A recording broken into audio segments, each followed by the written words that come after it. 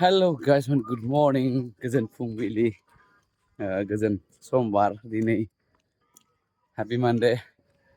Call तो छुट्टी ले लिया सब. आज मंडे से शुरू काम.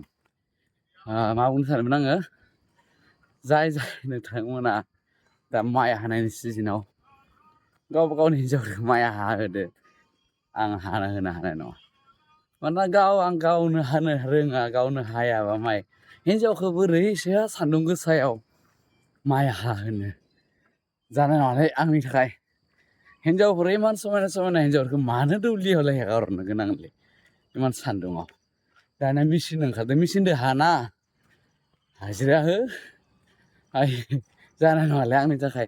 आंनि दारै जानाय नङा दै खिन्थु बिदि मा सान्दुङाव खस्थ' खालामनो हायो न' बिदि हाबा जायैयानो मोजां. सेंग्रानि थाबाय था, मालायनि फिसाजोखौ इमान खस्थ' होजासे.